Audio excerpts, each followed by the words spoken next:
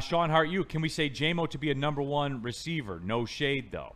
There's some pressure on him to be that. I think the presence of Amon-Ra St. Brown kind of alleviates that pressure, because if Amon-Ra St. Brown's your one, you're not going to hold it against J-Mo, right? But if we didn't have Amon-Ra and J-Mo wasn't producing at those crazy number one, then I think you're putting a lot more pressure on the kid. But there's no pressure on this offense on any of the skill position players. There's no pressure on Amon-Ra. There's no minimal pressure on J-Mo to take that next step. But once again, even if he doesn't, it's like, well, Laporta needs to eat, Gibbs needs to eat. Like, everybody needs to eat. So as long as the stats are coming from somewhere. It's just what Detroit Lions needs to prove themselves the most. Some people are saying Jared Goff, and Dan Campbell hasn't been mentioned. I mean, Spenny had it on the chat poll. Are we getting to the point, and I hate this because I'm not to this point, people are to this point of hot seat season? I don't think it's hot seat, but there is pressure on quarterback, GM, head coach. Those are the first people you look at when you can't get it done, and the Lions are in that realm right now. So if you continue to lose, absolutely. What's the conversation on Dan Campbell? Can't get it done in those playoffs. And I hate that to me, that just can't happen. Well, that's like the Goff thing that we talked about. Yeah. Because him and Goff will be linked at the hip on that. Brad Holmes would be too. Yeah, for sure. Because everyone would run to their talking point, their little checklist that they have. But how spoiled have we become? I mean, I don't know if it's spoiled. That's just the nature of the business. Dude, we used to live in the gutter. I mean, yeah, but we were a shit team. Now we're a good team. That's the nature of the business, is when you're good, there are expectations. And if you don't meet that expectation, it's a failure. That's what happens. I just have a really rough time penalizing the guys who actually set the expectations. Yeah. Right? Like, we never had expectations before Brad Holmes, Dan Campbell, absolutely. Jared. If you don't reach your own bar, you're slowly becoming what you detested about Matthew Stafford's tenure with the Lions. If you don't honestly take a step back and reflect on what they're trying to say. I am? Yeah. If you're like, but they got it. That took us this far, farther than we've ever been. Like, that's what people said about these guys Stafford's have accomplished tenure. More than Matthew Stafford could ever dream of. Right, but if it's still not down enough. The path of not getting the ultimate job done, it's not. It's not going. It's not enough. Them losing them. That's not enough. That's the waters you're in now, and it might make you uncomfortable, but that's what it is. Winning a playoff game is not enough. But I just hate losing hindsight on what we were to what we are, and being like, oh, the guys that brought us up this entire mountain, we want to kick them off because there's another peak over. But if they flame out in the first round of the playoffs again, there's definitely going to be more of that talk. I'm not going to be saying that, but there's going to be more of that talk, and it's full. It's just Pittsburgh, with Mike Tomlin. Dude got him a Super Bowl, but it's at what time is time, right? And just to kind of keep it with the contemporary, what's the runway like in Buffalo? And obviously we don't know. Like, this isn't Woodward Buffalo. I'd say they're getting pretty contentious with not being able to get it done, and the only thing they can't get done is beating Patrick Mahomes. It's just, I wonder. Michael, I'm not living in the past. I'm just acknowledging what we went through to get here, and I'm okay being here. And the guys that got us here, I appreciate the hell out of. Lance Granada brings up a good one. The corners need to prove something. Arnold, DJ Reed are starting corners combined for a whopping goose egg. Nada in the interception department last year. Fair? That's true. That's fair.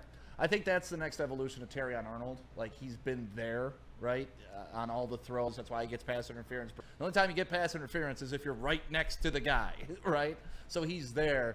By the end of the season, they let him be a little more physical, let him cover more. But I think that is the next step. If he starts becoming a ball hawk, not only just being there, but turning those into interceptions and turnovers. Steve-O, baby, Neil, in my eyes, it's going to be the one that has the most pressure is David Montgomery coming off an injury as well.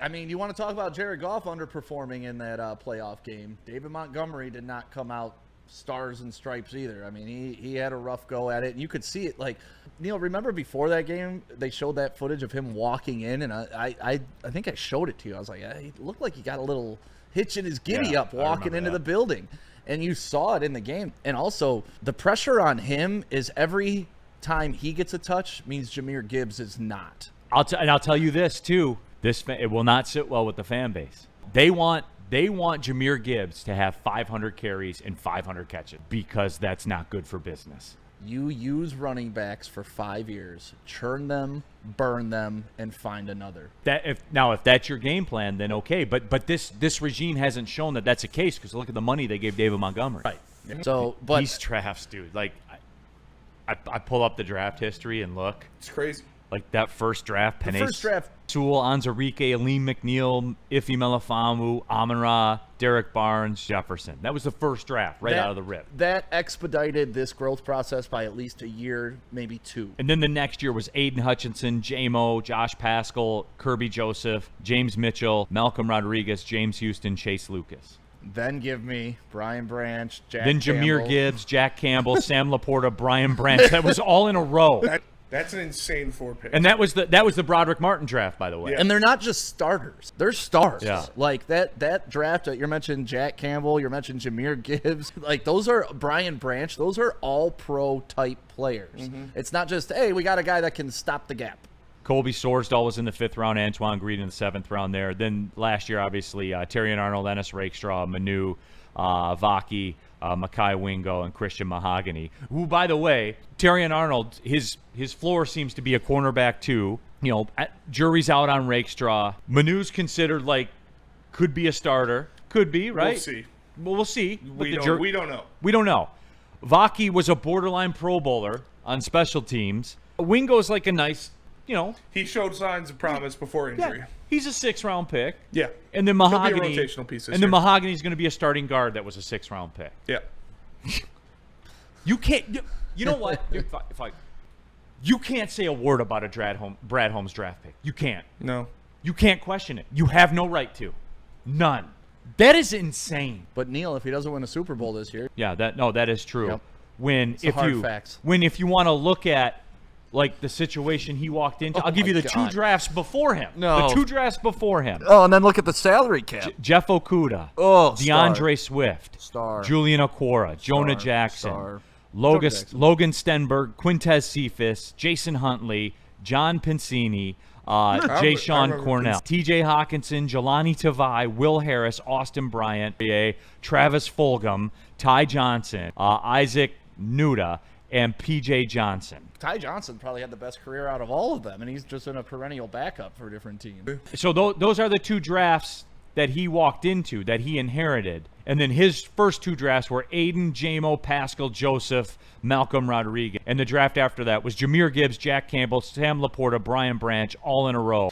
In 2 drafts. Which also, by the way, people, as we wrap this thing up and land the plane, as Spenny so eloquently put this to us last year, there are no spots left to draft. That's it? Yeah. There's just not.